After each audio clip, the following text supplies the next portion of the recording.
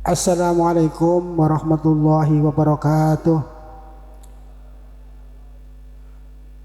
Liridaillahi ta'ala wa li syafati Rasulillah sallallahu alaihi wasallam wa la fati rasidin Abu Bakar Umar wa Usman wa Ali radhiyallahu anhum syai'ulillahi lahumul fatihah. A'udzu billahi minasyaitonir rajim. Bismillahirrahmanirrahim. Alhamdulillahi rabbil alamin arrahmanir rahim. Iyyaka na'budu wa nasta'inu ihdinas mustaqim. Shiratal ladzina an'amta 'alaihim ghairil maghdubi 'alaihim waladdallin.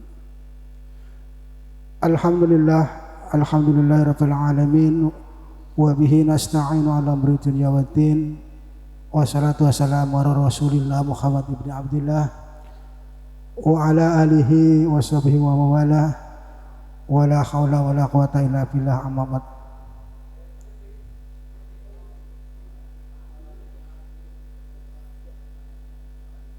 Yang kami hormati para alim, para ustadz, Bapak Al-Ustadz serta yang kami hormati, yang terhormat Bapak Haji Iqbal Jaya SE AKMH, yang kami hormati Bapak-bapak, ibu-ibu, kaum muslimin rahimakumullah.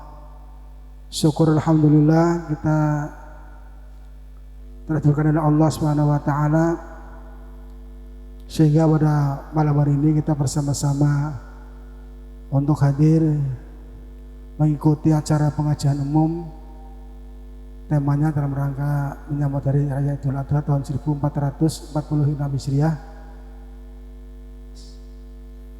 Pada hari ini, hari Kamis malam Jumat tanggal 29 Mei 2025 bertepatan dengan tanggal 2 Dzulhijjah 1445 Hijriah.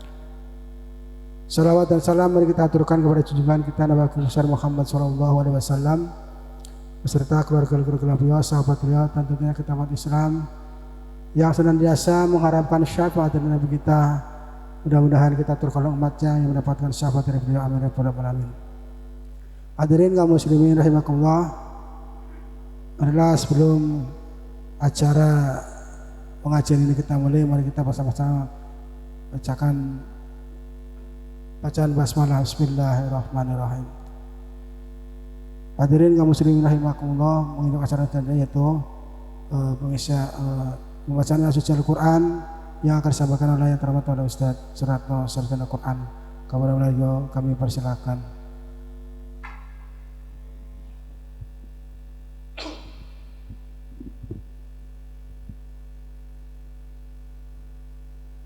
Assalamualaikum warahmatullahi wabarakatuh.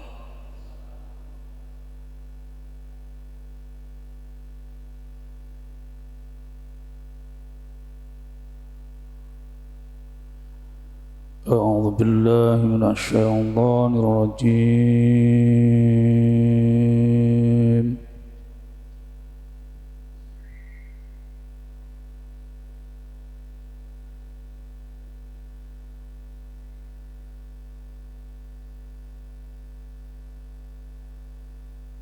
Bismillahirrahmanirrahim.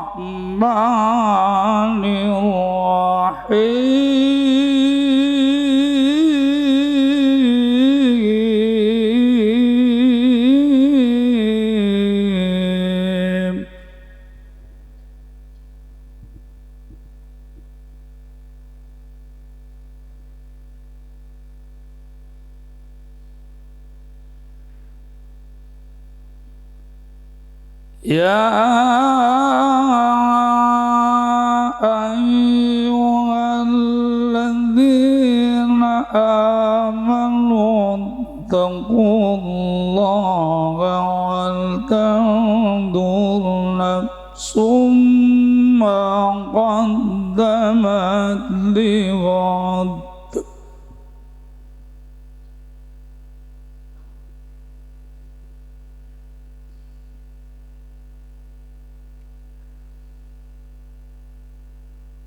Wattaqullaha innallaha khabirum bima ta'malun.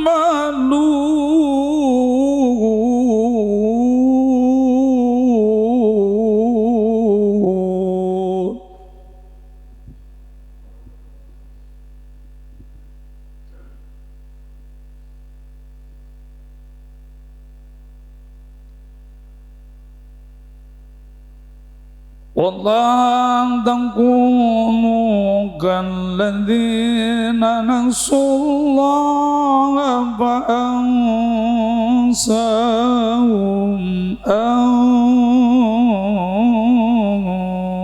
أنفسهم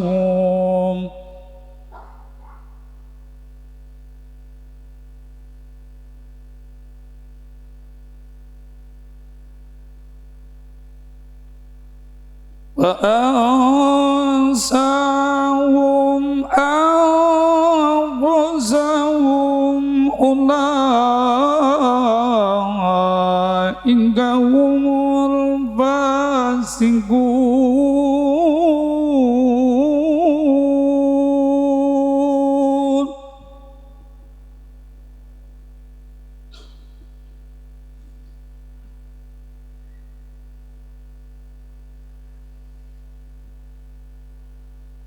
فأنساهم أنفسهم أولئك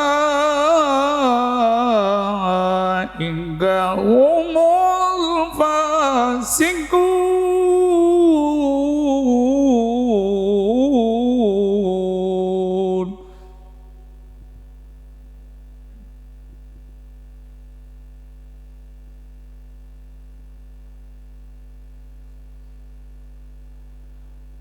لا يستوي أصحاب النار وأصحاب الجنة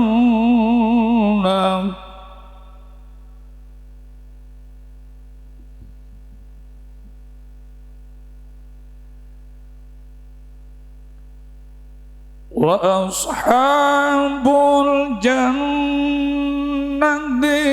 أصحاب الجنة هم الفائزون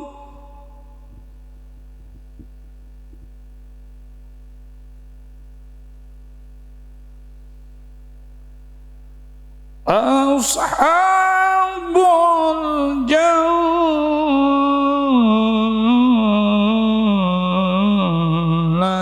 هم الفائزون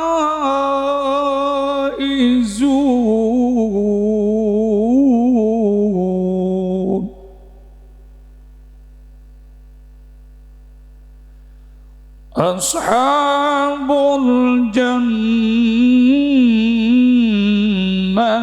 هم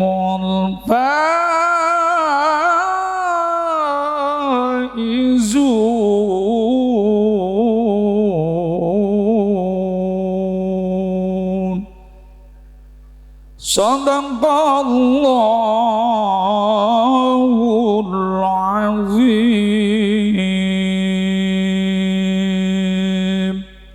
Assalamualaikum warahmatullahi wabarakatuh. Demikian tadi bacaan secara Quran yang telah dibacakan oleh Ustaz Surat Al Quran.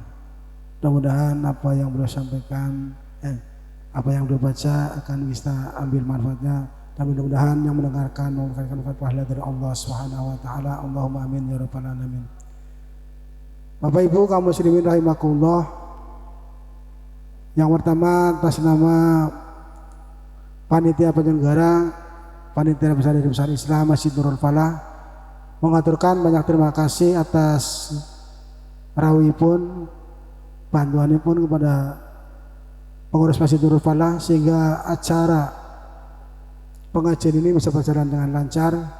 Saya ucapkan terima kasih atas bantuan dari Bapak dari RT 01, RW 13, RT 04, RW 14, RT 05, RT 10, RT 11 dan lain sebagainya yang berada di lingkungan Masjid Nurul Falah yang telah membantu kami sehingga acara pengajian ini bisa berjalan dengan lancar.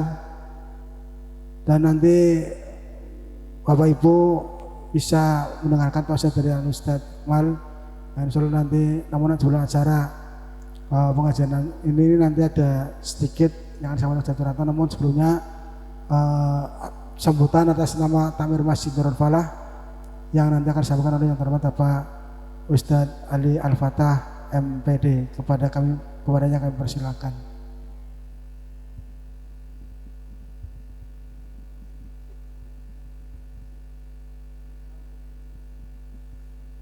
Assalamualaikum warahmatullahi wabarakatuh. Alhamdulillah al-fattahil alim asyhadu an la ilaha illallah wahdahu la syarikalah wa asyhadu anna sayyidina Muhammadan abduhu wa rasuluh. Allahumma shalli ala sayyidina Muhammad miftahi babi rahmatillah adada ma fi ilmillah salatan wa salaman daimaini bi da'wami mulkillah wa ala alihi wa sahbihi wa mawalah. Amma ba'd. Qala Allah Ta'ala fi kitabil karim a'udzu billahi samii'il 'aliim minasyaitonir rajiim. Al-hajju asyhurun ma'lumat faman farada fihinal hajja fala rafata fala fusuqa wala jidala fil hajj wa ma taf'alu min khairi ya'lamhu Allah wa tazawwadu fa inna khairaz zadi taqwa wattaqun ya ulil albab. Shadaqallahul 'azim. Yang saya hormati beliau Bapak Haji Al-Ustadz Iqmal Jaya SEAK, Sarjana Ekonomi Akuntansi. Beliau adalah man world coach, kalau saya bilang ini saya singkat biar keren, yang telah rawuh di tengah-tengah kita untuk bersama-sama sharing. Setelah beliau menjadi man world coach ternyata tidak begitu duduk diam, tapi beliau ternyata pindah haluan biiznillah dengan ridha Allah. Ternyata ya itulah skenario Allah dalam kehidupan. Ternyata banyak para mantan wali kota, mungkin mantan bupati setelah beliau ini. Nah, tapi ternyata haluan yang beliau tempuh ini saya sangat kagum sekali. Ternyata yang tidak ada pensiunnya. Yang tidak ada pensiunnya. Kalau walkot kan mantan, kalau ustadz tidak ada mantan ustadz gitu, maka luar biasa sekali. Salawat dan salam tak lupa kita haturkan pada junjungan kita Nabi Muhammad sallallahu alaihi wasallam beserta keluarga dan sahabatnya, kita umatnya yang tentunya akan sangat-sangat mengharapkan mendapatkan syafaat dari beliau. Mudah-mudahan kita semua besok termasuk di dunia ini akan mendapat syafaat dari beliau. Amin Allahumma amin. Bapak dan Ibu jamaah Darul Falah yang saya hormati, kita semuanya tentu harus banyak mengkaji tentang ilmu agama. Ngapunten, saya juga sebenarnya bukan ustadz, Pak. Kalau ustadz ya ustadz matematika saya. Ya, tapi ya di sini kebetulan biidznillah juga ya, bapak-bapak semua jamaah di sini mempercayakan pada kami dituakan ceritanya jadi takmir masjid ngaten. Sehingga pada malam hari ini sekali lagi kami mengaturkan terima kasih rawuhipun Bapak Haji Ustadz Iqmal yang pada malam hari ini akan tentunya akan membuka wacana kita, hati kita yang mungkin sementara kalau saya baca dari sekilas ini saja akan membedah keislaman kita itu sebenarnya sampai di mana ya. Kita itu menjadi orang Islam itu sekuat apa gitu, intinya begitu. Padahal di sini harusnya kafah gitu ya, berarti secara keseluruhan. Jadi bukan hanya perdilan-perdilannya saja. Maka dari itu nanti akan dibahas secara lugas dan tuntas oleh beliau, dan kami di sini hanya sekedar memberikan sambutan dan sekali lagi kami mohon maaf barangkali tutur sapa dan tutur bahasa kami kurang berkenan. Kiranya itu saja, kurang lebihnya mohon maaf. Wallahul muwaffiq ila thoriq. Wassalamualaikum warahmatullahi wabarakatuh.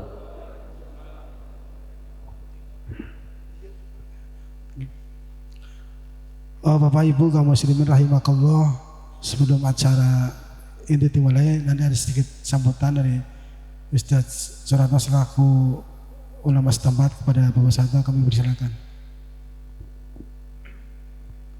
Assalamualaikum warahmatullahi wabarakatuh. Malam-malam minum teh hangat, bangunnya pagi-pagi minum kopi. Sekali salam kurang semangat, saya ulangi sekali lagi. jalan-jalan maring Jatirokeh ajak lalen tuh kompak kayong sing teka akeh tapi jalan ora kompak ya jauh salam ya.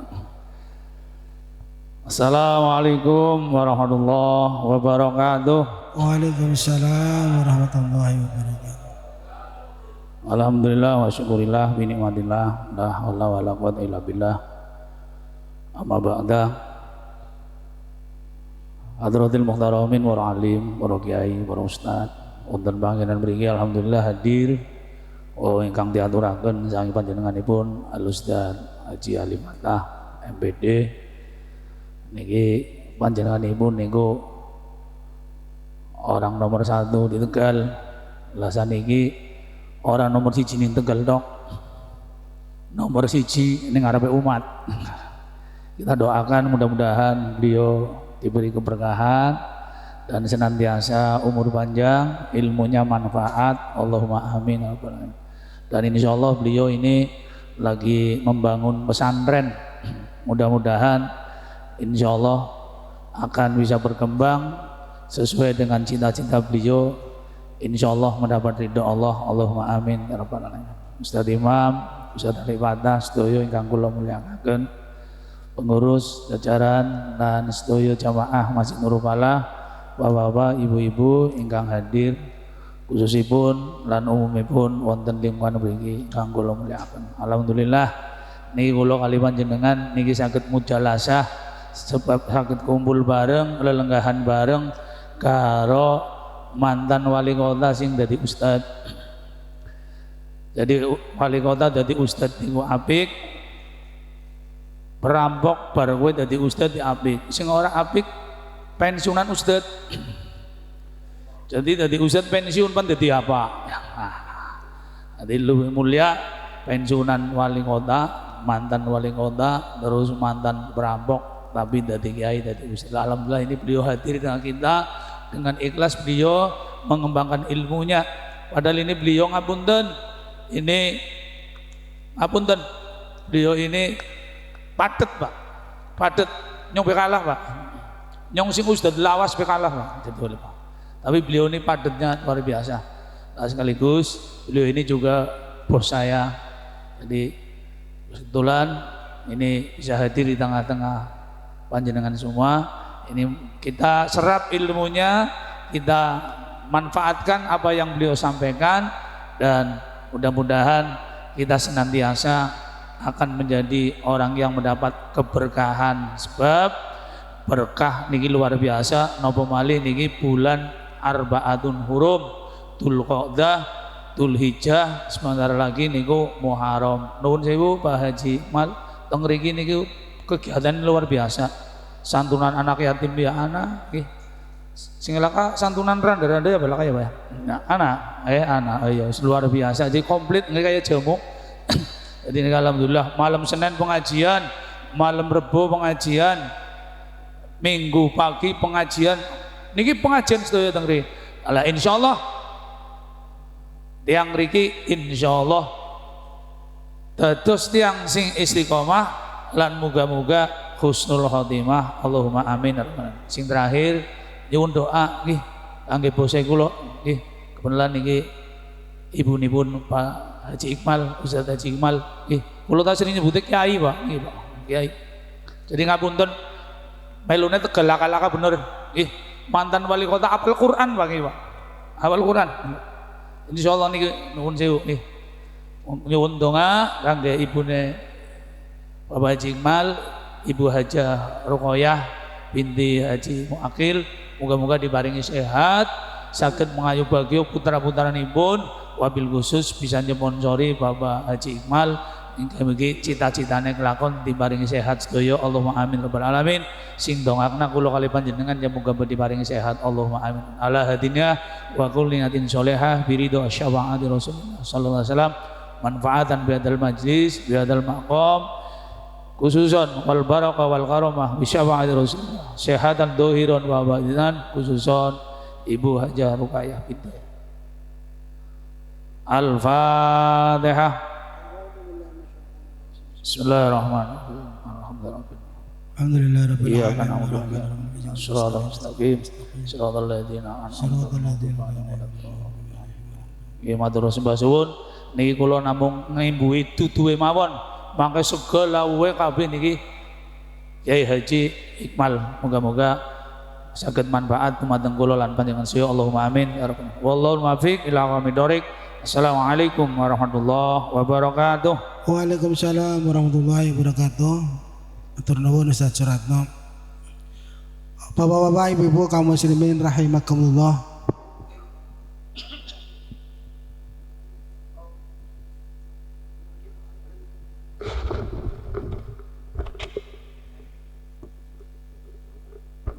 Bapak-bapak, ibu-ibu kaum muslimin rahimakumullah, menginjakkan selanjutnya yaitu pengajian umum dalam rangka menyambut Hari Raya Idul Adha tahun 1440 Hijriah.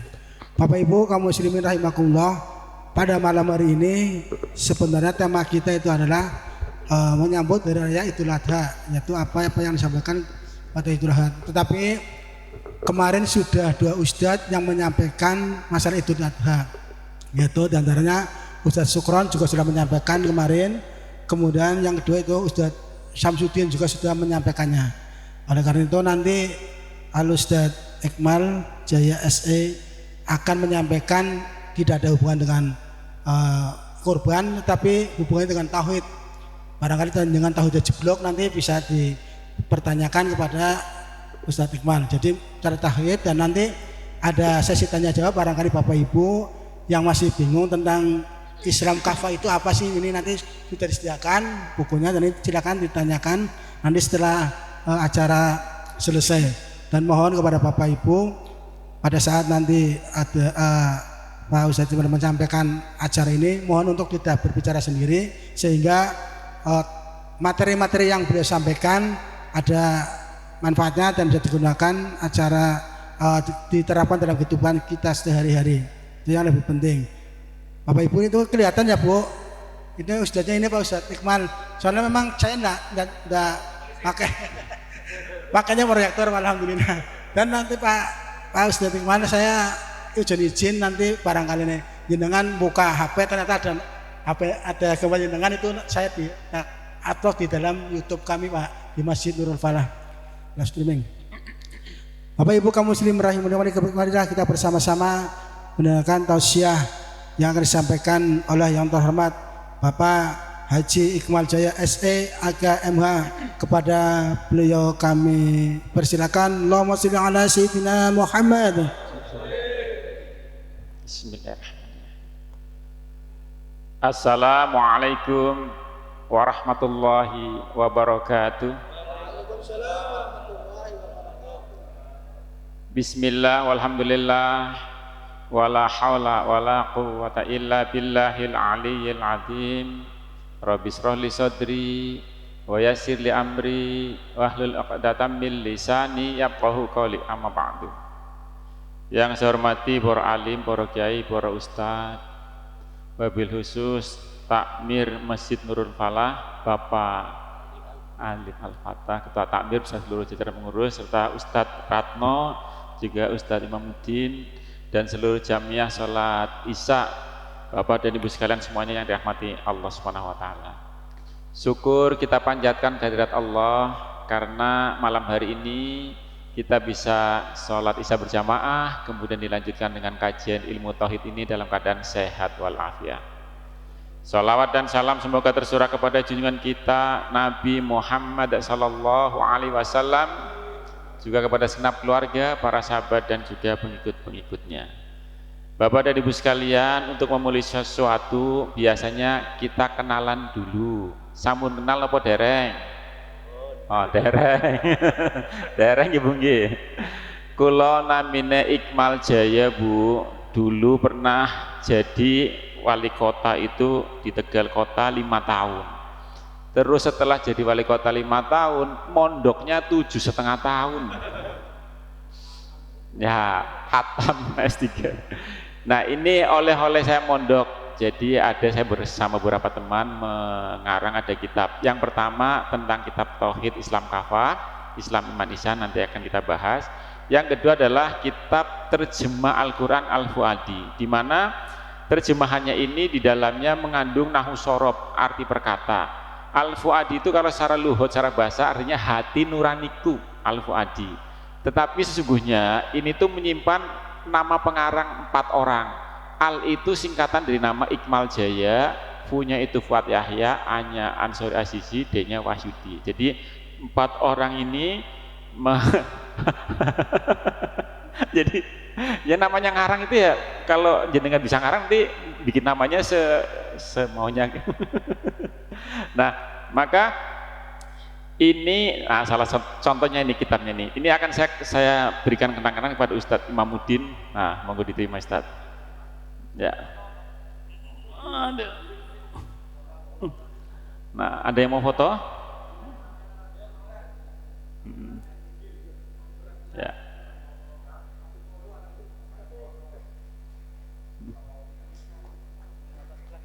Ya.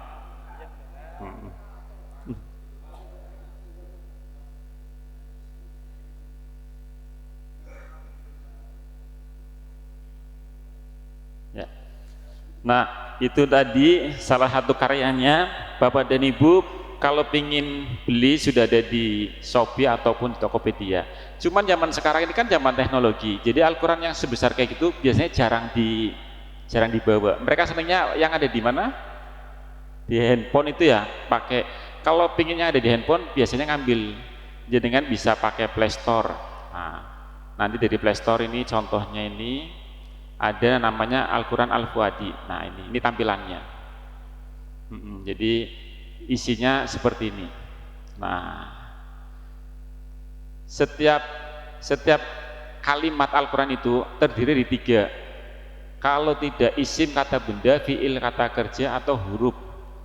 Setiap huruf kalimat Arab pasti 3. Maka ini Bapak dan Ibu bisa melihat biru ini isim, hijau ini fiil, merah ini, seluruh ayat Al-Quran itu kita bikin semuanya. Nah, terjemahan yang seperti ini ada yang namanya fiil amr, fa'il, maf'ul, semuanya ini di terjemahan Al-Quran biasa tidak ada. Ini seperti kalau kita dalam bahasa Indonesia begini, saya pergi ke pasar, saya adalah subjek, pergi adalah predikat, ke pasar adalah objek. Nah, ini dalam bahasa Arab ada semua juga. Maka bagi yang ingin mempelajari, mendalami bahasa Arab, nanti bisa seperti itu. Ini tentang hasil karya selama mondok kemarin 7,5 tahun. Jadi kalau ingin ngarang ya monggo silakan mondok dulu. Baik Bapak dan Ibu sekalian, pada kesempatan ini saya akan lebih membahas kepada yang kitab Islam Kafah ini. Hanya sebelum masuk ke materi kitab, kita harus punya passwordnya dulu atau kunci masuknya. Nah, kunci masuknya ini adalah tentang siklus kehidupan manusia.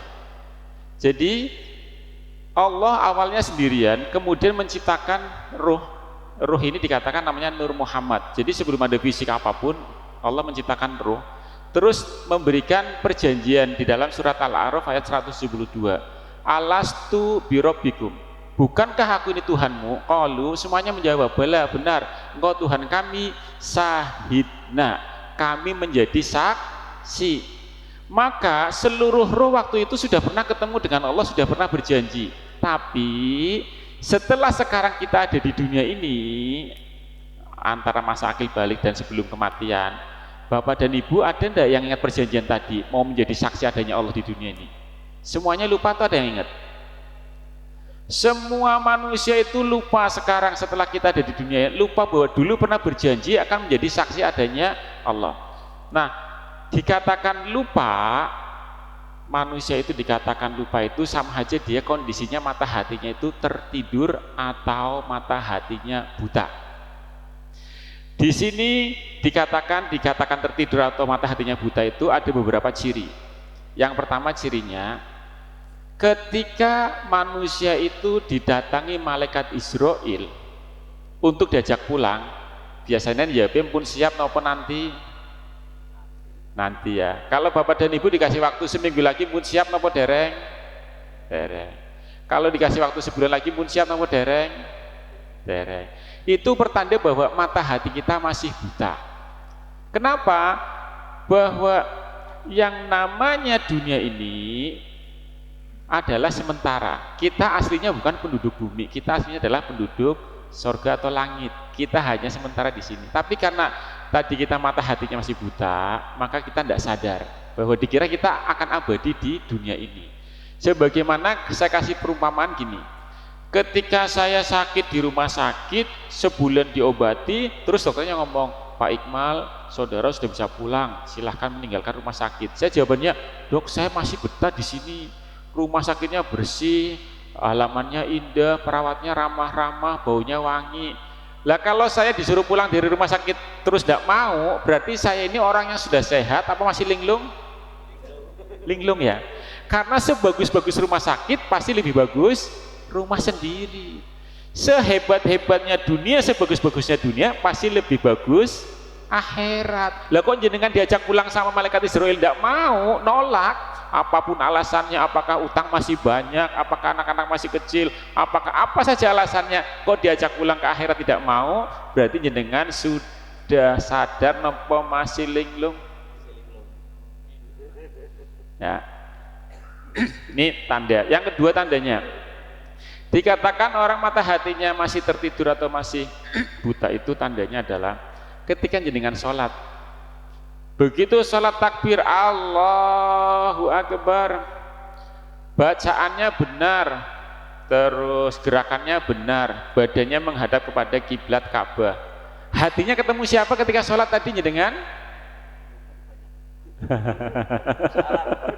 Ya, ada yang ketemu pasar, ada yang ketemu masalah, mall, kunci yang tadi hilang begitu sholat malahan ketemu. Terus begitu tadi jemur baju ada suara kratak langsung ingat jemuran. Nah, yang seperti itu tanda bahwa mata hati kita masih buta atau tertidur. Harusnya Rasulullah bersabda, as-sholatu mi'rajul mu'minin, bahwa sholat adalah mi'rajnya orang-orang mukmin, orang-orang yang beriman. Sholat itu adalah sarana untuk kita ketemu dengan Allah. Harusnya begitu, tapi realitanya selama ini jenengan sholatnya ketemu siapa? Coba saya sama jenengan dulu belajar sholat umur berapa? 5 tahun atau 10 tahun? Kalau saya 10 tahun belajar sholat, sekarang saya umurnya 70 tahun, berarti 60 tahun saya sholat. Yang berubah apanya? Ucapannya sama, gerakannya sholat dari dulu sampai sekarang sama. Harusnya rohani kita yang berubah. Ketika dulu sholat itu saya niatannya adalah mencari imbalan atau mencari yang namanya transaksional dengan Tuhannya, semakin kesini harusnya sholat saya itu mulai mencari ridha Allah, atau sholat saya harusnya mulai lillahi. Nah, ini nanti akan saya sampaikan kenapa butuh Islam Kafah itu, karena awalnya ketika kita masih belajar agama, memang melakukan sesuatu itu harus ada iming-iming. Jadi kan kalau punya cucu atau punya anak umurnya 5 tahun, kalau disuruh mandi tidak mau, biasanya diiming-iming apa? Permen. Ayo cu, ayo nak mandi, mana permennya? Ini permen. Ayo cu mandi, permen. Lah, setelah jenengan ketemu dengan cucunya umur 25 tahun, terus disuruh, cu ayo mandi cu, permennya mana mbah? Lah setelah umurnya 25 tahun disuruh mandi terus tanya permen, jenengan kira-kira sebagai orang tua gimana? Lah saya dulu belajar agama, belajar sholat awalnya ya mencari pahala awalnya, tapi setelah saya umurnya 60 tahun masih begitu terus apa kira-kira? Harusnya mulai terjadi pergeseran niatan kita, awalnya mencari imbalan mulai mencari lillahi ta'ala. Bukan berarti salah ya, benar, boleh, tidak ada, karena Allah itu Maha Rahman Rahim. Nah, itu yang kedua cirinya. Jadi kan tinggal raba, saya termasuk orang yang mata hatinya masih tertidur atau buta atau sudah bangun, karena datangnya saya ke sini ini mau membangunkan hati-hati yang masih buta atau tidur. Nah, ciri yang ketiga ciri yang ketiga itu dikatakan mata hati masih tertidur atau buta adalah ketika mendapat takdir yang enak dan tidak enak, hatinya gonjang-ganjing terus. Kalau mendapat yang enak langsung lupa diri, langsung sombong, langsung ria, langsung pamer. Kalau mendapat takdir yang tidak enak langsung sedih, langsung susah, langsung nangis, langsung stres, cari kambing hitam. Jenengan begitu apa enggak? Selama orang itu belum kenal kepada Allah, mata hatinya belum terbuka, menghadapi takdir enak tidak enak pasti masih bolak-balik terus. Nah, maka barang siapa yang di dunia ini mata hatinya masih buta, Allah berfirman dalam surat Al-Isra ayat 72, mangkana fi hadhi a'ma, barang siapa di dunia ini mata hatinya buta, wa fil akhirati a'ma, maka di akhirat ini juga akan buta, wa adallu sabila, dan bahkan lebih sesat jalannya. Jenengan boleh ngomong saya innalillahi, bahwa kami itu asalnya dari Allah, wa inna ilaihi rojiun, dan akan kembali kepada Allah. Lewatnya apa? Lewatnya kematian. Tapi ketika mata hati kita buta, kira-kira tersesat apa mboten? Jenengan dari sini rumahnya sendiri pada apal apa ndak? Jalan menuju rumahnya pada apal apa ndak? Apal, rumahnya apal, jalan menuju rumahnya apal. Kalau keluar dari masjid matanya ditutup dalam keadaan tidak melihat, sampai rumah apa tersesat? Sama Pak, kita di dunia ini, jasmani kita ini masuk alam kubur, jasmani ini dari tanah kembali menjadi tanah, tugasnya selesai di sini. Tapi rohani kita ini ketika kematian, rohani ini yang akan berjalan terus. Lah kalau jenengan di dunia ini kok mata hatinya buta, rohaninya buta, sama. Walaupun jenengan yakin saya akan kembali kepada Allah, jalannya lewat kematian ini jelas. Tapi begitu jenengan di sini kok mata hatinya masih buta, di akhirat kira-kira buta apa enggak? Buta. Loh, saya ini termasuk masih buta apa enggak? Lah itu tadi ciri-cirinya 3. Jenengan kalau diajak malaikat Israel pulang malam ini siap nopo dereng? Nah, ya kan? Yang kedua, ketika jenengan tadi sholat, Allahu Akbar, rohani jenengan, hati jenengan ketemu dengan siapa? Kalau sudah ketemu dengan Allah berarti sudah tidak buta. Alhamdulillah. Jenengan di dunia ini sudah tidak buta mata hatinya, maka ini aman, selamat. Yang ketiga, ketika jenengan di dunia ini kok mendapat takdir enak dan enak, masih gelimpangan terus, masih gonjang ganjing, maka pertanda mata hati saya masih buta. Nah, terus bagaimana supaya yang kalau tadinya itu buta menjadi tidak buta? Saya tanya, jenengan sama Allahnya sudah pernah ketemu nopo dereng? Belum. Saya kasih perumpamaan gini ya, kalau saya bilang jeruk, wujudnya ini ya. Kalau saya bilang handphone, nama handphone wujudnya ini ya. Kalau saya bilang nama Allah, wujudnya yang mana? Ya, laisa kamislihi syai'un, tidak ada sesuatu pun yang menyerupainya. Tetapi kalau jenengan nyembah Allah, Allahu Akbar, jenengan sholat sama saya tadi, sholat isya nyembah siapa? Allahnya yang di depan sana apa yang di atas langit 7? Wa idza sa'alaka ibadi anni fa inni qarib. Katakan ya Muhammad, ketika hambaku bertanya kepadamu tentang aku, katakanlah bahwa aku adalah dekat. Sedekat apa? Wa nahnu aqrabu ilaihi min hablil warid. Kami, katanya Allah kepada manusia itu lebih dekat daripada urat nadi. Urat nadinya jenengan di dalam tubuh apa di luar tubuh? Di dalam tubuh. Lah Allahnya lebih dekat lagi berarti di mana? Allahnya itu berarti yang ada dalam hati saya, hatinya dengan Allah itu meliputi segala sesuatu. Maka ketika saya tolak takbir Allah, kekuatan siapa ini? Rasakan. Jadi yang dimaksud jenengan ketemu Allah atau menyaksikan Allah itu ketika jenengan bisa bergerak, Allah, hati jenengan merasakan ini loh ada pertolongan Allah. Rumusnya makhluk adalah la haula wala quwata, tidak punya daya dan kekuatan. Berarti kalau saya mengangkat tangan butuh kekuatan apa enggak? Dari siapa? Untuk saya bicara begini butuh kekuatan apa enggak? Dari siapa? Rasakan. Jadi yang dikatakan sholat khusyuk adalah ketika jenengan dalam pergerakan, dalam aktivitas apa saja merasa bahwa ini ada pertolongan dari Allah, merasa ada pertolongan dari Allah, itu sama saja dengan ketemu. Kok jenengan dalam sholatnya ketemu dengan Allah, itu namanya sholatnya sholat Surat Al-Baqarah ayat 45. Wasta'inu bisobri wassalah, dan minta tolonglah dengan sabar dan sholat. Wa innaha lakabiratun, sesungguhnya sabar dan sholat adalah sangat berat. Ila alal khosyi'in, kecuali bagi orang-orang yang khusyuk. Lah, orang yang khusyuk yang bagaimana? Ayat berikutnya, alladzina yadunnuna annahum mulaqu rabbihim, yaitu mereka yang meyakini di dalam sholatnya ketemu dengan Orang yang dalam sholatnya ketemu dengan Allah, maka dia khusyuk. Yang dimaksud ketemu dengan Allah, bukan Allah bentuknya kotak atau raksasa atau bukan, tidak ada bentuk seperti itu, karena laisa kamitslihi syai'un. Tapi yang dimaksud ketemu adalah ketika jenengan bisa takbir Allah. Ini pertolongan siapa? Jenengan ketika datang dari rumah ke masjid, jalan sendiri apa diperjalankan? Diperjalankan, merasa ini loh ada Allah yang memperjalankan saya, Allahnya itu sudah barengin saya terus. Nah, yang seperti itulah yang harus mulai dimunculkan. Maka kenapa kita selama ini kok abe atau tidak pernah merasa seperti itu? Kebanyakan orang beragama kenal Allahnya baru sebatas nama, baru nama Allah atau tulisan alif lam lam ha, belum kenal pemilik nama Allah itu yang mana.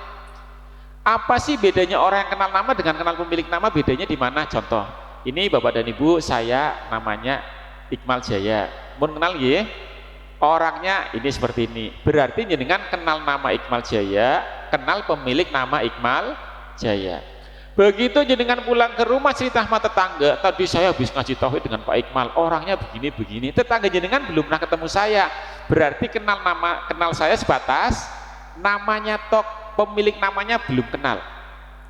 Ketika besok pagi jalan-jalan di alun-alun, saya ketemu dengan tetangga jenengan, kira-kira tetangga jenengan nyapa saya enggak? Tidak bisa nyapa saya, karena apa? Kenalnya baru sebatas, jenengan kenal Allah baru sebatas nama tok. Dimanapun tempat, kondisi apapun, jenengan tidak pernah nyapa kepada Allah. Jenengan merasa seolah-olah bisa sendiri, seolah-olah sendirian, padahal Allah berfirman wa huwa ma'akum aina ma kuntum, dimanapun kamu, Allah bersamamu dimanapun kamu berada. Kalau jenengan di tengah laut sendirian, bersama siapa? Kalau jenengan di atas gunung sendirian, bersama siapa? Allahnya selalu nempel terus, tapi kita yang kenal Allahnya baru sebatas nama, merasa sendirian. Maka kalau jenengan jalan di tengah-tengah kuburan jam 12 malam, takut apa enggak takut? Ya, kenapa takut? Ya karena merasa sendirian tadi, Allahnya belum beserta, belum bersama. Salah satu contoh tadi ya. Yang kedua, ketika kita kenal namanya tok, tetangga jenengan kenal namanya tok. Suatu saat Ustaz Rahmat datang ke rumah jenengan, tadi saya ketemu Pak Iqmal di alun-alun. Tetangga jenengan dengar nama Iqmal Jaya, dalam hatinya muncul gambar saya enggak? Enggak pernah muncul, karena kenalnya baru sebatas nama. Kenal nama tok, mendengar nama Iqmal Jaya atau mengucap nama Iqmal Jaya, hatinya selalu kosong. Jenengan kenal nama Allah kok sebatas nama tok, mau syahadatnya, mau sholatnya, mau puasanya, mau zakatnya, mau hajinya, hatinya tetap kosong. Mau ngeklik kemana? Kenalnya baru sebatas nama. Tapi ketika jenengan sudah mulai dikenalkan, Allah saya yang mana sih? Oh, jenengan toh. Baru nanti apapun aktivitas, baik ibadah mahdoh maupun ibadah ghairu mahdoh, semuanya hati itu selalu klik kepada Allah. Terus bagaimana saya cara bisa mengenal Allah seperti apa sih?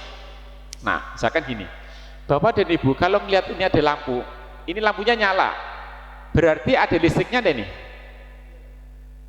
Begitu jenengan meyakini ada listrik, sama saja jenengan menyaksikan listrik atau ketemu dengan listrik. Tapi kalau ditanya bentuknya listrik seperti apa? Tidak bisa dilihat dengan mata kepala. Nah, kalau tidak bisa dilihat dengan mata kepala, dari mana jenengan tahu itu adanya listrik? Nah, dari sinarnya nyala. Ketika jenengan melihat AC-nya dingin, berarti ada listriknya ada nih? Ada. Bentuknya listrik di AC ini seperti apa? Tidak bisa lihat dengan mata kepala, tidak bisa. Lah Bapak dan Ibu tahunya ini ada listriknya di AC, tahunya dari mana? Dingin itu? Ya. Maka sekali lagi, jenengan sama saya, namanya makhluk itu ya manusia, malaikat, iblis, setan, binatang, tumbuhan, alam semesta ini namanya makhluk. Semua hukumnya la haula, tidak punya daya dan kekuatan. Lah, kalau saya bisa melihat jenengan pada duduk begini, ada kekuatan deh ini. Kekuatan siapa?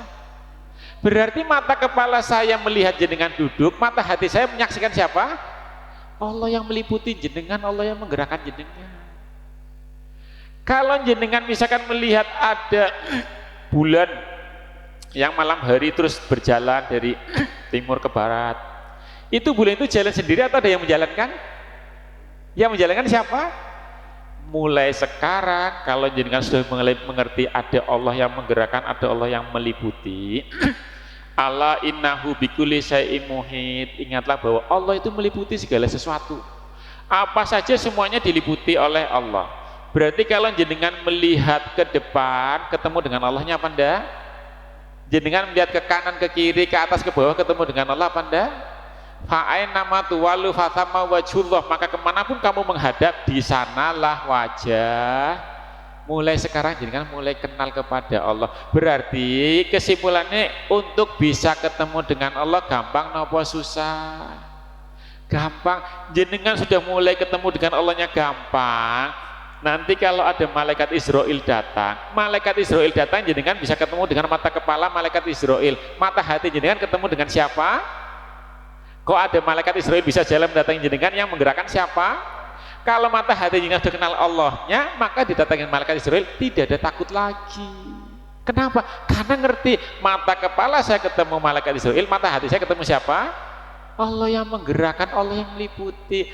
Jenengan pingin jadi kekasihnya Allah apa enggak? Kalau sudah pingin jadi kekasihnya Allah, pingin ketemu dengan kekasihnya apa enggak? Ketemunya lewat apa?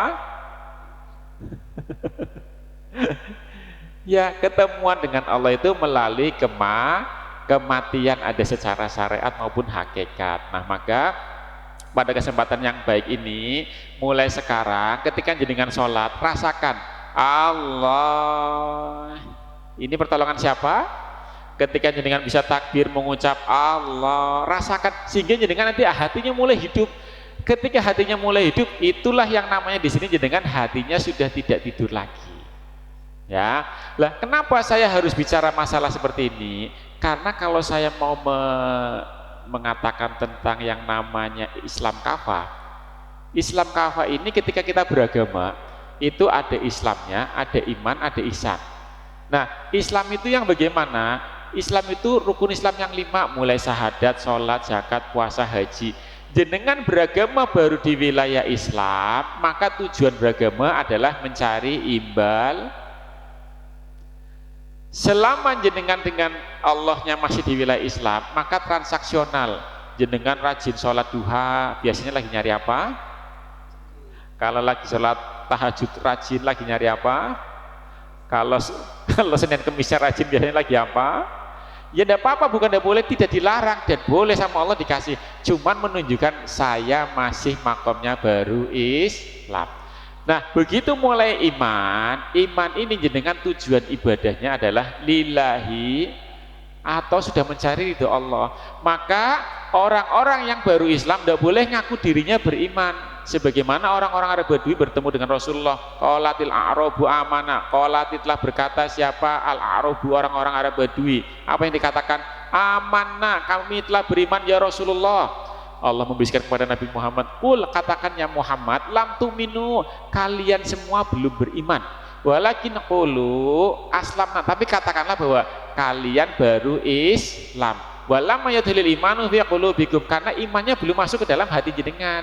Maka jenengan bisa ngukur saya ini masih Islam atau sudah iman. Jenengan tinggal ngukur selama ibadah saya masih transaksional dengan Allah, masih mencari ibadah dengan Allah, berarti saya baru Kalau saya ibadahnya sudah lillahi ta'ala, sudah hanya mencari ridho Allah, berarti saya mulai iman. Orang yang sudah iman berarti sudah Islam. Orang yang Islam belum tentu iman. Ibarat ini SD, ini SMP, lah ini SMA. Jadi jenengan kenapa dikatakan ini SMA? Karena orang-orang yang beriman sama Allah dipanggil lagi dalam surat Al-Baqarah ayat 208. Ya ayyuhalladzina amanu, wahai orang-orang yang beriman, udkhulu, masuklah kalian orang-orang yang beriman. Masuk ke mana? Fisilmi kafah, masuk ke dalam Islam secara kafah, Islam secara total, secara menyeluruh, di mana beragama itu ada Islamnya, ada imannya, dan ada ihsan. Ihsan itu bagaimana definisinya? Anta budallaha ka'annaka taro, ketika engkau beribadah seolah-olah bisa melihat Allah, fa ilam takun tarohu fa innahu yaraka. Tetapi ketika engkau belum bisa melihat Allah, yakinlah bahwa Allah pasti melihat kita. Kenapa pembukaannya saya harus ngomong Allah kita itu yang mana? Karena kalau jenengan tidak pernah sampai ihsan, selamanya ibadah jenengan tidak pernah ketemu dengan Allah. Syaratnya ihsan ini ketemu dengan Allah. Lah jenengan setelah tadi saya ceritakan ketemu dengan Allah gampang apa susah? Gampang. Susah. Tidak apa-apa. Nanti kalau jadi sudah mulai ini beragama, oh berarti saya itu ada Islam, ada iman, ada ihsan. Ini menjadi satu kesatuan yang tidak terpisahkan. Ini baru namanya Islam yang total, yang menyeluruh. Nah, maka kalau sudah bisa menjadi Islam yang seperti ini, muncullah ahlaknya ahlakul karimah, ahlak yang baik. Ahlak yang baik kepada Allah maupun ahlak yang baik antar manusia. Ahlak yang baik antar manusia, husnul khuluq, contohnya bagaimana? Jenengan kalau didolimi orang lain, memaafkan mudah apa susah? Susah apa gampang memaafkan? Selama jenengan baru belajar Islam tok, ya pasti susah. Tapi kalau mulai nanti ada Islam, ada iman, ada ihsannya, baru Rasulullah dakwah pada kaum Taif, kemudian diusir dan dilempar sampai berdarah giginya. Marah apa memaafkan? Memaafkan. Lah kalau Rasulullah bisa maafkan, kira-kira kita sebagai umatnya bisa apa tidak bisa? Bisa, karena Rasul itu contoh untuk kita semuanya. Kemudian ketika jenengan kepada orang yang belum dikenal, orang yang baru ketemu, kira-kira memberi gampang apa susah? Jangan-jangan malah kita takut dikira malah mau dirampok. Yang ketiga, kepada orang yang telah berbuat salah kepada kita, apakah saudara atau teman, dia yang salah, terus dia yang mutus silaturahim kepada kita, tapi jenengan yang datang minta maaf, gampang apa susah? Susah ya. Selama jenengan belum kenal ihsan, wilayah tiga ini pasti ngomongnya mustahil, susah, tidak bisa, ini manusia biasa. Anda Bapak dan Ibu sekalian, ketika jenengan sudah belajar Islam, iman dan ihsan, maka akhlak ini akan muncul, akan keluar dengan sendirinya. Maka Rasulullah Islamnya sempurna, Islam kafah, akhlak ininya pun menjadi sempurna. Nah, itu tadi gambaran sekilas tentang Islam kafah. Nanti kita terakhir kita akan bareng-bareng baca isi kitab ini biar jenengan mengetahui apa sih yang dimaksud nadum Islam kafah tadi. Sekarang kita mulai diskusi atau buka dialog, barangkali ada yang mau ditanyakan, monggo silahkan. Ya.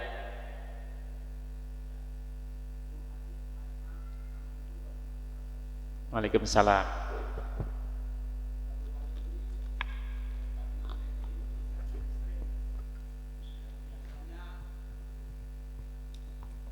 Kita dapati ya, Ustadz itu senangnya cuma ngomong permen.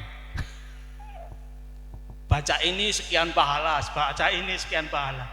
Dan rasa-rasanya kalau itu berulang-ulang disampaikan, yang mendengar pun jadi titiknya bosan. Itu satu. Yang kedua, bertahun-tahun kita tuh suka mendapat materi yang hanya didaur ulang. Itu saja, belum sampai materinya nambah, nanti keburu sholawatan, terus habis itu amin. Nah itu menurut saya harus satu evaluasi, yang mana menurut saya hari ini kita dapat materi yang mainstream. Begini Ustadz, satu tantangan supaya kita tidak hanya terbuai dengan permen, bagaimana memulai sholat kita tidak hanya yang diawali dengan takbir, dia akhir dengan salam, dan di antaranya kosong. Nah itu yang bagaimana mungkin pengalaman Ustadz sehingga ada nilai tambah, value added daripada setiap kita sholat. Karena bagi saya itu kadang-kadang miris ya, kalau kita orang Jawa terutama kenal dengan namanya ujung ya, sama orang tua tuh menyampaikan ujung sampai kita bisa meresapi supaya kita maaf dengan orang tua itu benar-benar dapat keikhlasan dari orang tua. Sementara kita baca astagfirullah yang intinya minta maaf sama Allah diseret tanpa makna.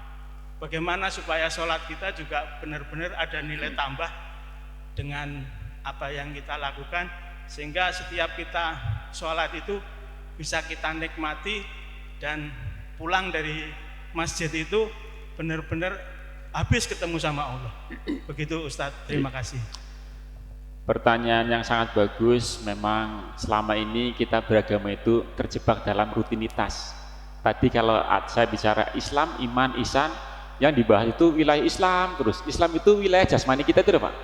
Padahal manusia itu dikatakan sempurna terdiri dari jasmani dan rohani. Rohaninya tidak pernah kita bahas. Padahal jenengan yang namanya jasmani ini ketika masuk alam kubur asalnya tanah kembali menjadi selesai tugas jasmani.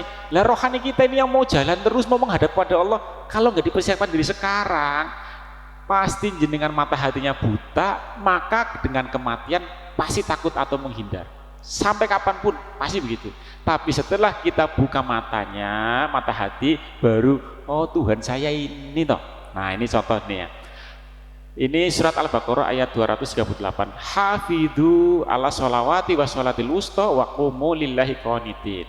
Hafidhu, jagalah siapa kalian ala sholawati pada sholat-sholat fardu. Ini saya terangkan ini sekalian Al-Quran Al-Fadhinya biar jenengan punya gambaran apa sih kelebihannya Al-Quran Al-Fadhi tadi. Jadi ini fil amr, ini fa'il. Hafidhu, jagalah siapa kalian ala sholawati pada sholat-sholat fardu. Sholat fardu sehari ada berapa kali? 5 ya, maghrib, isya, subuh, duhur, asar. Nah, jagalah oleh kalian sholat-sholat fardu yang 5 tadi, wa sholatil wusta, dan sholat pertengahan. Sholat pertengahan yang mana? Ada yang mengatakan asar, ada yang mengatakan subuh. Bukan, saudara-saudara, karena ini sudah disebutkan jagalah sholat-sholat fardu kalian. Ya sudah 5 itu sholat fardu. Ini dihubungkan dengan wawu atoh wa sholatil wusta, berarti ini yang lain daripada yang pertama ini, yang sholawat ini. Yang ini 5 sholat fardu, yang ini adalah sholat pertengahan, di mana sholat pertengahan itu adalah sholat ruhani jenengan itu. Maka sholat fardunya jenengan ya harus jaga, sholat ruhani jenengan juga harus dijaga, harus dilaksanakan. Lah sholat yang pertengahan ini sholat yang bagaimana? Sholat yang jenengan itu apapun aktivitasnya, hati itu selalu nyambung kepada Allah, hati itu selalu ingat kepada Allah. Mari kita praktekkan. Tadi ada pertanyaan, supaya kalau sholat itu saya merasa nikmat, merasa ketemu. Nah sekarang jenengan bisa praktek di rumah atau nanti malam. Biasanya kalau sholat sendiri untuk latihan lebih enak lagi. Jenengan sholat sunnah malam, Allah, rasakan Allah yang ada dalam hati jenengan, rasakan kehadiran Allah dalam hati jenengan. Ketika tangan jenengan bergerak, yang menggerakkan siapa? Jenengan tugasnya merasakan kehadiran Allah itu loh. Allah, pasti ini lama-lama terasa. Oh, jenengan bisa mengucap Allah, jenengan bisa mendengar Allah, jenengan bisa melihat Allah. Rasakan ada Allah yang meliputi jenengan, yang menggerakkan jenengan, yang jenengan bisa melakukan aktivitas itu semuanya. Yang namanya sifat wajib Allah terkait dengan sifat ma'ani ada 7. Terkenal biasanya af'alullah atau perbuatan Allah. Nah, dikatakan sifat wajib berarti sifat ini hanya dimiliki oleh manusia, sifatnya sama seperti itu atau kebalikannya. Kalau sifat wajib hanya dimiliki oleh Allah, berarti manusia sifatnya kebalikan atau mustahil daripada sifat wajibnya Allah. Kalau Allahnya berkata, punya sifat wajib berkata, berarti manusia sifatnya apa? Bisu, Pak. Kalau Allah berkata, berarti sifat wajibnya manusia bisu. Kalau Allahnya melihat, berarti manusia. Kalau Allahnya mendengar, manusia. Kalau Allahnya hidup, manusia. Lah kenapa jenengan sama saya bisa ngomong, bisa mendengar, bisa melihat, bisa bergerak? Apa saya sama jenengan lagi saingan dengan Allah ini? Nah, ini yang harus bisa. Maksudnya bagaimana sifat wajib tadi? Harusnya kalau Allahnya melihat, saya ini buta. Loh kok saya bisa melihat? Saya bisa melihat karena ditolong oleh Allah. Rasakan pertolongan Allah dalam diri jenengan ketika bisa melihat, ini loh pertolongan Allah. Ketika jenengan bisa mendengar, ini loh pertolongan Allah, saya mendengar. Ketika jenengan bisa bergerak, bisa apa saja, ini loh pertolongan Allah. Maka tugas manusia adalah merasakan adanya pertolongan Allah. Nah, yang dimaksud dengan merasakan pertolongan dengan Allah, itulah namanya jenengan ingat, itulah namanya zikir, itulah yang namanya sholat pertengahan. Maka ketika jenengan dalam sholat dipraktekkan semuanya rasa pertolongan Allah, mendengarnya, melihat, berkata semuanya, sholat jenengan mulai terasa khusyuk. Begitu jenengan sholatnya seperti itu sudah bisa dirasakan kekhusyuannya, Allahnya mulai merasa masuk dalam hati kita. Di luar sholat, jenengan kerja, jenengan olahraga, jenengan aktivitas apa saja, rasakan Allahnya tetap ikut apa enggak? Ketika jenengan Allahnya tetap ikut merasa bersama terus, Allah berfirman, inna sholata tanha anil fasa iwal. Sesungguhnya sholat itu mencegah perbuatan keji dan mungkar. Yang mencegah perbuatan keji dan mungkar bukan ucapan sholat, bukan gerakan sholatnya, Allah yang ada dalam hati jenengan, yang jenengan bawa terus dalam pekerjaan. Ketika kita merasa ada Allahnya yang ikut kita dalam hati kita, kalau kita mau berbuat curang, gampang apa susah? Susah. Kenapa? Allahnya sudah nempel terus, bersama terus. Itulah yang namanya ketika jenengan sudah merasakan praktek Allahnya dalam sholat khusyuk. Di luar sholat, Allahnya tidak pernah meninggalkan kita. Allahnya melayani jenengan itu kira-kira dalam sehari itu apakah sekali, apakah sejam sekali, apakah semenit sekali, atau setiap saat melayani jenengan? Setiap saat ketika saya bisa ngomong, bisa mendengar, bisa melihat, itu semuanya adalah Allah melayani kita. Dan jenengan balas kepada Allah, syukurnya gimana? Berapa kali dalam sehari? 5 kali saja. Nah, kan? Harusnya kita membalas kepada Allah, Allahnya melayani kita, kita pun harus ingat Allah terus. Itulah namanya zikir, ingat kepada Allah. Jadi sekali lagi bahwa ketika dikatakan sholat yang khusyuk tadi supaya kita bisa ingat terus, di samping sholat fardu tadi juga sholat pertengahan. Sholat pertengahan, nah ini ada ayat yang lain nih. Manusia ya rata-rata itu seperti ini, innal insana khuliqa halu'ah. Innal insana, sesungguhnya manusia, khuliqa diciptakan siapa? Al insan, manusia adalah dalam keadaan halu'ah, sukanya mengeluh. Memang manusia itu diciptakan kondisi kodrat awalnya adalah suka mengeluh. Idza masahus sarru jazua, apabila ketika menimpa padanya kesusahan, manusia itu akan berkeluh kesah. Jadi kan sama saya kalau ada kesusahan keluh kesah apa enggak? Ya ini normal manusia itu seperti ini. Wa idza masahul khairu manuah, dan apabila ditimpa kebaikan atau rezeki yang banyak, berubah menjadi apa ini? Pelit, kikir. Normalnya manusia kayak gitu. Kalau dikasih musibah ngeluh, dikasih rezeki yang banyak langsung kikir. Ini Al-Qur'an ini yang ngomong, bukan saya. Normalnya manusia seperti itu, tapi sama Allah ada yang dikecualikan, ilal musallin. Nah, kecuali orang-orang yang melaksanakan sholat. Jadi kan sama saya tukang sholat apa deh ini? Ya, sholat yang 5 kali kita ini ilal musallin, kecuali orang-orang yang melaksanakan sholat. Ayat berikutnya menjelaskan alladzinahum, yaitu orang-orang yang bahwa mereka ala sholatihim, atas sholat mereka adalah daimun. Daimun itu sholat yang terus menerus, sholat pertengahan itu loh Pak. Jenengan kalau sudah mulai bisa sholat pertengahan, sholat yang hatinya selalu nyambung kepada Allah, apapun aktivitasnya, ketika jenengan mendapat musibah, meyakini musibah ini yang mendatangkan siapa? Musibah ini pemberian dari siapa? Jenengan bisa hatinya nyambung pada Allah, mendapat musibah tidak bakal ngeluh, bisa sabar, bisa terima, bisa rela. Begitu jenengan mendapatkan nikmat yang banyak pemberian siapa? Kalau jenengan punya uang, uang siapa? Jenengan punya uang merasa dari Allah, pemberian dari Allah, maka ketika dapat uang banyak pun tidak berubah menjadi kikir. Tapi selama jenengan merasa uang ini adalah kerja keras saya, hasil lembur saya yang pinter, saya yang hebat, suruh berbagi sama yang lain, abot Pak, eman-eman. Allah orang muncul. Iya, begitu juga ketika jenengan mendapat musibah, merasa ini gara-gara si A, gara-gara si B, jenengan menyalahkan orang lain atau jenengan siapa saja, tapi tidak ada Allahnya muncul dalam kejadian musibah tadi, suruh tidak mengeluh, suruh bisa sabar, tidak bisa. Karena tadi, dan minta tolonglah kalian dengan sabar dan sholat. Wa innaha lakabiratun, sesungguhnya sabar dan sholat sangat berat, kecuali bagi orang-orang yang khusyuk. Yang bagaimana? Yaitu mereka yang dalam kehidupan dunia ini, jenengan di dalam kehidupan dunia ini kok bisa ketemu dengan Allah, pasti bisa sabar.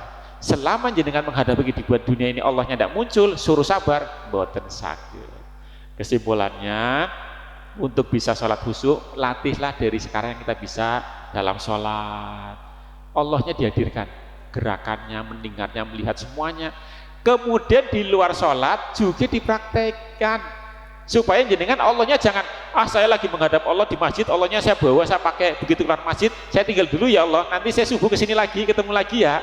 Tidak begitu, Allahnya tetap jenengan bawa ke pasar, ke kantor, ke mana saja Allahnya. Nah, Allah yang ada dalam hati yang nempel terus itulah yang akan mencegah perbuatan keji dan mungkar. Maka perbuatan maksiat atau perbuatan tidak baik ibarat itu gelap. Ingat kepada Allah adalah sesuatu yang terang.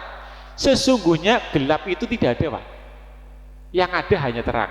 Buktinya gini, kalau misalkan ruangan ini gelap, jenengan datang ke sini bawa lampu, jadi terang tidak ruangan ini? Terang ya. Berarti gelapnya kemana? Tidak ada, hilang. Memang gelap itu sebenarnya tidak ada. Tapi kalau kita balik, kalau ruangan ini terang, ada cahaya, jenengan datang ke dalam ruangan ini, bawa kegelapan, bisa gelap deh ini.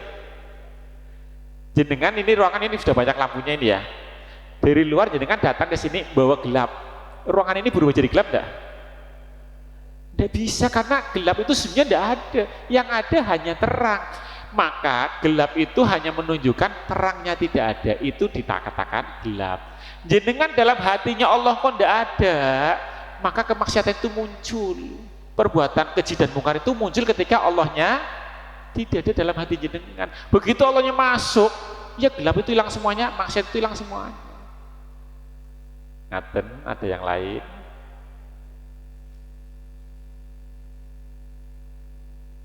Ada yang lain? Ini ya silakan Pak. Waalaikumsalam.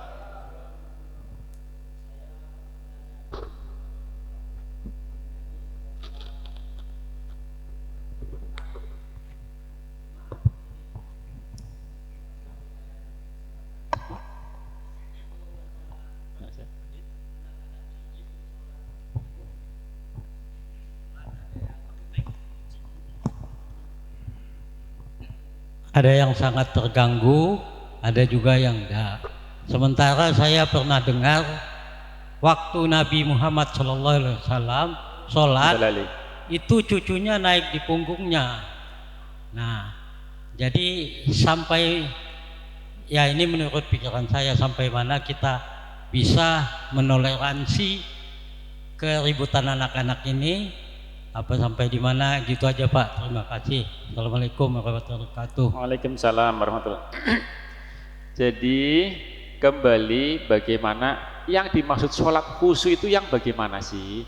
Khusyuk itu bukan gerakan fisik, bukan jasmani. Khusyuk itu adanya di dalam hati atau rohani kita. Dikatakan khusyuk ketika rohani kita merasa ketemu dengan atau hati kita nyambung dengan Allah, itu namanya khusyuk. Bukan masalah fisik, tidak usah Jumatan ya. Tadi aja kita sholat kan ada banyak suara anak-anak tadi ya. Ya, banyak anak-anak ribut. Jenengan kalau lagi sholat tadi Allahu Akbar, terus anak-anak ribut, jenengan gimana? Dalam hatinya munculnya apa?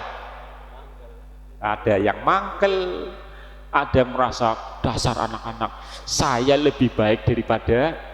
Loh, iblis itu dari surga dikeluarkan itu gara-gara apa? Iblis, kamu nyembah kepada Nabi Adam, ana khairu minhu, saya lebih baik daripada Adam. Khalaqtani min nar wa khalaqtahu min tin, engkau ciptakan aku dari api, sedangkan Adam diciptakan dari tanah. Merasa lebih baik dari orang lain, itu iblis yang sudah di surga saja dikeluarkan, apalagi kita yang belum masuk surga. Bisa enggak kira-kira? Boten Pak. Nah terus bagaimana kalau saya lagi sholat, ada anak kecil tadi misalkan pada ribut. Ingat ya, apa saja di dunia terjadi sesuatu, kira-kira ada yang menggerakkan enggak? Ada yang menciptakan enggak? Siapa yang menciptakan? Daun, selembar daun jatuh melayang-layang di malam hari, itu jatuh karena angin, jatuh kebetulan, atau jatuhnya karena pengaturan Allah? Karena pengaturan Allah itu selembar daun yang jatuh di melayang-layang di malam hari. Lah kalau lagi kita sholat ada anak kecil yang ribut, Allah itu lagi menguji kita, khusyuknya kita seperti apa.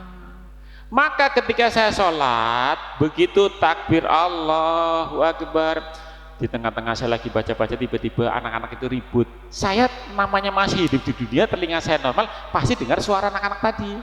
Tapi ketika saya dengar suara anak-anak tadi, hati saya lepas dari Allahnya atau enggak? Supaya enggak lepas dari Allah, caranya bagaimana? Tiada Tuhan yang menjadikan anak-anak ribut kecuali ributnya anak-anak juga kehendak. Walaupun telinga saya mendengar itu suara anak-anak ribut, hati saya tetap ketemu siapa? Allah yang menciptakan kejadian itu. Khusyuk, Pak.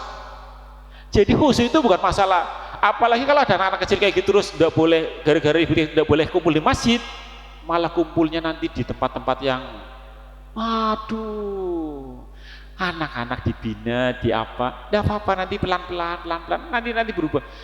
Ketika jenengan lagi sholat Allahu Akbar, tiba-tiba datang pengamen.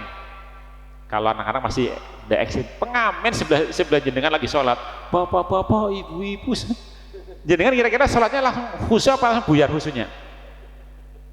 Ketika jenengan merasa lebih baik daripada pengamen tadi, jenengan merasa pengamen itu mengganggu, hati jenengan lepas ingat kepada Allah, mengira bahwa pengamen itu semaunya pengamen, padahal pengamen itu datang ke jenengan, ke sebelah jenengan. Yang menggerakkan siapa? Yang mendatangkan siapa? Yang meliputi pengamen tadi siapa? Lah yang menggerakkan jenengan siapa? Sama toh. Jenengan kok bisa sholat, dipanggil tadi oleh muadzin, hayya ala sholat, ayo kita sholat. Jawabannya apa? La haula. Loh, kenapa jawabannya tidak punya daya dan kekuatan? Harusnya jawaban kalau misalnya ditanya, dipanggil, ayo kita sholat, ayo, saya udah pakai baju koko, udah siap. Tidak berani jawab begitu. Kita diingatkan bahwa kalau saya bisa sholat, sholatnya itu adalah pertolongan dari Allah, maka tidak boleh sombong. Begitu juga ketika ada yang seperti tadi, rasakan bahwa jenengan sholat khusyuk itu ketika meyakini dalam sholat jenengan ketemu dengan Allah. Ketemu dengan Allah bukan bentuk Allahnya yang di depan sana, yang di atas langit sana, bukan bentuk kotak atau raksasa, bukan. Tapi ketika ada suatu pergerakan atau kejadian apapun, bahwa pencipta kejadian tadi adalah Allah, yang meliputi kejadian tadi adalah Allah. Berarti setelah jenengan ngerti kayak gini, nanti kalau sholat Jumatan ada anak-anak rame, tetap bisa khusyuk apa enggak? Tetap bisa. Selama jenengan hatinya ketemu, yang menggerakkan anak-anak tadi siapa? Yang meliputi anak-anak tadi siapa? Hatinya tidak pernah lepas dari Allah. Itulah sholat pertengahan. Maka sholat wajibnya, fardunya ya wajib, sholat pertengahannya juga hukumnya wajib. Tapi yang selama saya tahu sih yang dibahas itu biasanya fikih ya paling jasmaninya saja, gerakannya, ucapannya. Ruhaninya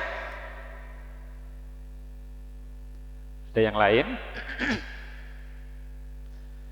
Kalau tidak ada kita naduman ini ya biar dengan ya.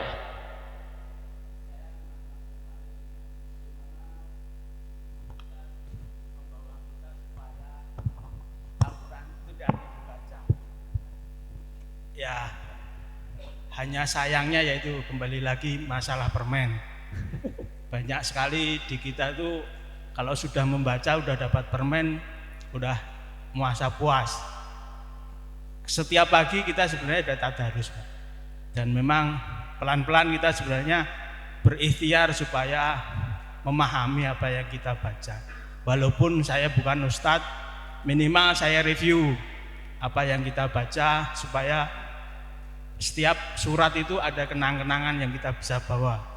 Nah, Quran itu menurut yang tadi Ustadz sampaikan yang terjemah perkata, itu menurut Ustadz bagaimana cara mempopulerkan, karena yaitu kembali lagi banyak yang tertarik hanya pada sisi qori'ah bukan tilawah. Jadi bagus bacanya, mendayu-dayu tapi tidak memberi message, sehingga apa yang kita baca itu blank kita itu loh. Kira-kira begitu Ustaz. Terima kasih. Baik. Terakhir ya ini ya. Nah, tak jawab. Surat apa ini tadi? Ada surat 12 itu apa, Yusuf apa ya? Jadi Yusuf ya, 12 ya. Inna anzalnahu Qur'anan Arabiyyan la'allakum ta'qilun. Inna sesungguhnya kami anzalna telah menurunkan siapa kami hu Al-Qur'an Arabiyyan berbahasa Arab. Jadi Allah itu menurunkan Quran dalam berbahasa Arab la'allakum ta'qilun supaya agar kalian mengerti. Lah kalau orang Arab begitu baca Quran bahasa Arab langsung ngerti ya kan? Nah kita orang Tegal, orang Indonesia baca Arab kayak gini langsung ngerti enggak? Kan enggak ngerti. Maka mulai pelan-pelan belajar ini tadi terjemahannya. Dan terus bagaimana supaya saya bisa mengajarkan ini? Ya memang kalau yang masih kecil-kecil ya mulai dari pondok atau madrasah atau apapun. Tapi kalau yang sudah sepuh-sepuh minimal kita ngerti arti, enggak usah terlalu dalam tapi ngerti Indonesianya supaya baca Arab kita bisa langsung, oh saya disuruh apa sih, diperintah apa. Karena apa? Bahwa Allah tadi ngomong bahwa itu baca Al-Quran itu dalam bahasa Arab agar kalian mengerti. Ini ada lagi nih 185 surat Al-Baqarah. Sahru Ramadan alladzi unzila fil Qur'anu hudal linnas. Jadi sah Ramadan, bahwa bulan Ramadan adalah bulan di mana Al-Quran diturunkan fihil Qur'anu hudal linnas, petunjuk bagi manusia. Saya tanya, jenengan kalau baca Al-Quran Arabnya tok, setelah selesai, ngerti enggak? Maka jenengan di samping Arabnya juga membaca Indonesianya, supaya bisa menjadi petunjuk bagi manusia itu loh. Lah kalau enggak ngerti Indonesianya kan, gimana Al-Quran mau menjadi petunjuk manusia? Yang ketiga, dalam surat Al-Baqarah ayat 2, Alif Lam Mim dzalikal kitabu la raiba fi hudalil Al-Quran hudalil mutakin hudalil nas. Nah apa bedanya? Saya kasih perumpamaan gini Pak, kalau ada supir dari Tegal ke Jakarta, rambu-rambu itu banyak tapi supirnya itu tidak bisa baca rambu-rambu, tidak ngerti arti rambu-rambu, gunanya ada tidak buat supir tadi? Tidak ada ya. Al-Quran ini kan rambu-rambu.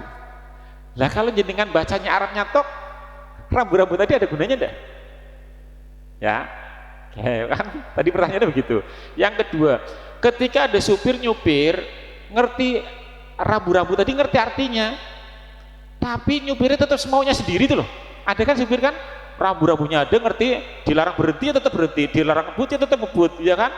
Nah itu supir yang nyupirnya semaunya sendiri walaupun dia ngerti arti rambu-rambu, ada gunanya dari rambu-rambu ini?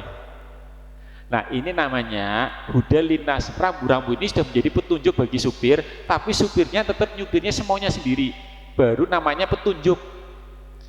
Lah terus bagaimana hudalil muttaqin, petunjuk bagi orang yang bertakwa? Ketika ada supir nyupir dari Tegal ke Jakarta, rambu-rambunya itu ngerti artinya, terus dia selalu praktek naati rambu-rambu tadi itu loh. Ini namanya hudalil muttaqin, petunjuk bagi orang yang bertakwa. Orang baca Al-Quran ngerti Arabnya, ngerti Indonesianya, terus dipraktekkan dalam kehidupan sehari-hari, itu Al-Quran menjadi hudalil menjadi petunjuk bagi orang yang bertakwa. Lah sekarang jenengan tinggal raba, saya selama ini baca Al-Quran ini apakah Arabnya tok, apakah Arab dengan artinya tapi perbuatan saya tetap semaunya sendiri, atau saya baca Al-Quran Arabnya terus kemudian ada artinya, terus juga saya praktekkan dalam kehidupan sehari-hari. Kok jenengan sudah begitu, berarti Al-Quran ini hudalil muttaqin. Insya Allah yang saya sampaikan ini memang lebih banyak kepada wilayah hati kita atau ruhani. Tadi saya sampaikan datangnya saya ke sini untuk membangunkan hati yang masih tidur. Kalau jenengan sudah mulai terbangun, orang yang sudah hatinya bangun pasti tidak mau tidur lagi, pasti maunya bangun terus. Karena apa? Kalau orang sudah kenal kepada Allahnya, dia mulai akan kangen. Nah sekarang kita usia sudah 60-70, mau kapan lagi kalau tidak mulai kenal kepada Allahnya itu loh. Tadi cerita permen, ya dulu permen tidak apa-apa waktu masih kecil-kecil, tapi sekarang sudah mulai ganti mindset atau ganti skala prioritasnya. Karena ibarat umur kita 60-70 itu sudah persiapan untuk ketemu dengan Allah. Nah sebelum saya tutup, mari kita sama-sama membacakan nadum kitab Islam Kahfa ini agar jenengan mengetahui isinya apa sih ini sih tentang. Nah, jadi nanti nadanya sama 4 baris ini, nadanya tetap sama semuanya. Bismillahirrahmanirrahim. Dengan asma Allah yang berkasih sayang pada manusia dan seluruh alam, puji syukur bagi Allah yang kuasa mengendalikan seluruh alam semesta.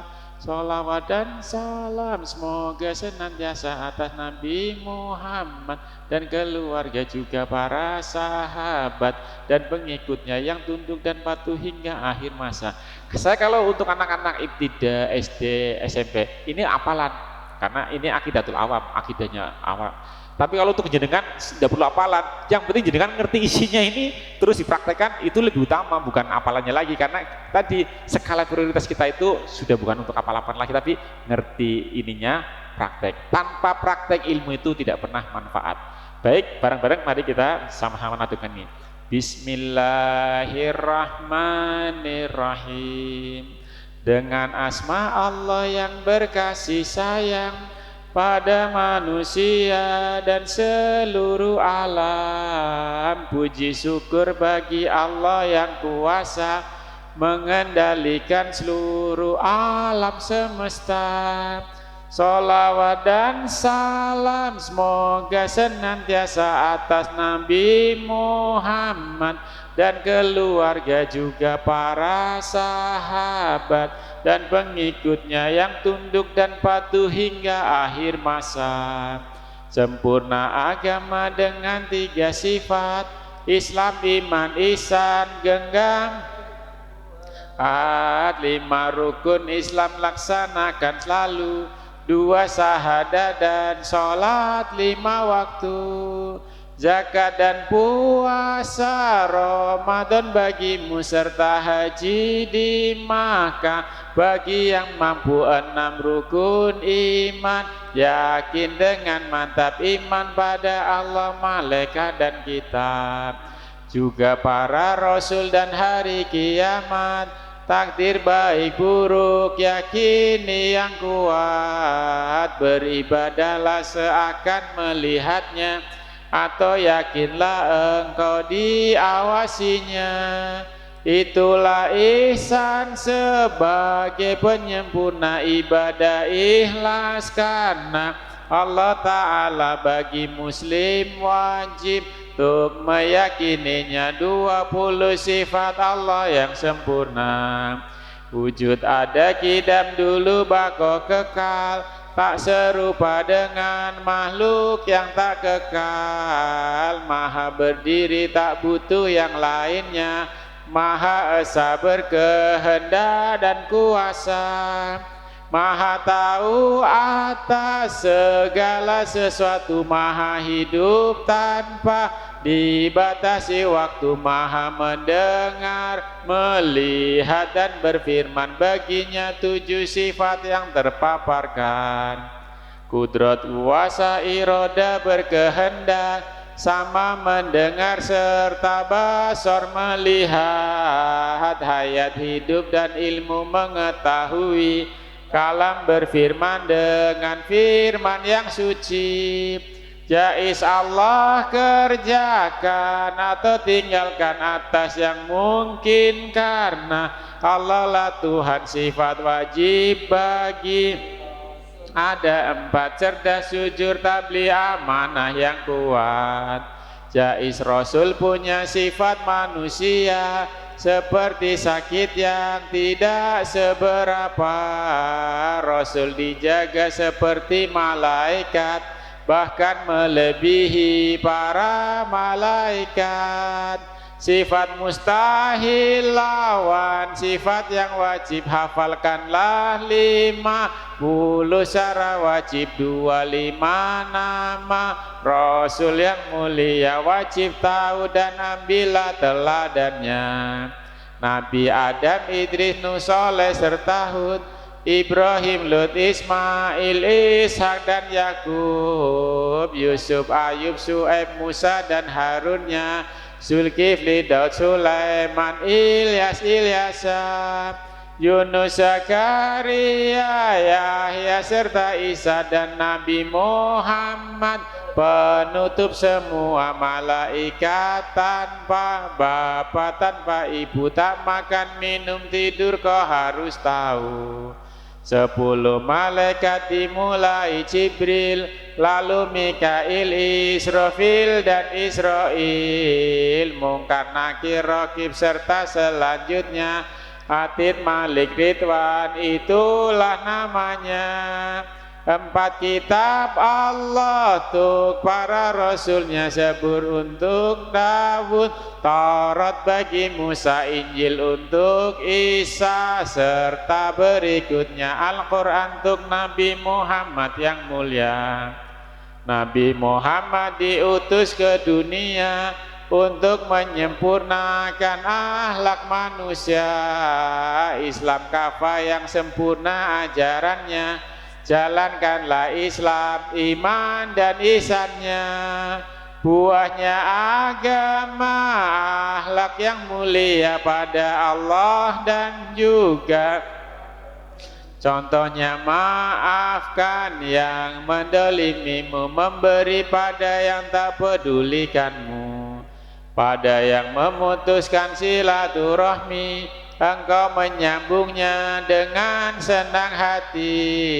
Nadoman ini disusun dengan ringkas, semoga dapat dipaham dengan jelas. Ikhlas dan manfaat semoga diberikan pada penulis dan yang memperhatikan. Puji syukur bagi Allah yang sempurna. Sholawat salam semoga atas Rasulnya. Sholawat salam semoga atas Rasulnya.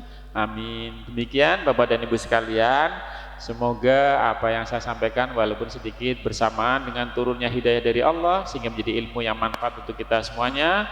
Kurang lebihnya mohon maaf. Assalamualaikum warahmatullahi wabarakatuh. Waalaikumsalam warahmatullahi wabarakatuh. Demikian Bapak Ibu kaum muslimin rahimakumullah, apa yang telah disampaikan oleh Bapak Haji Iqmal Jaya SE AKMH yang telah memberikan tausiahnya. Alhamdulillah, ini memang kepengen kita ya ngaji seperti ini ya Pak, maksudnya jenengan bisa melihat ini loh dalil hadisnya, ini loh Qur'annya dengan menggunakan perangkat proyektor seperti ini.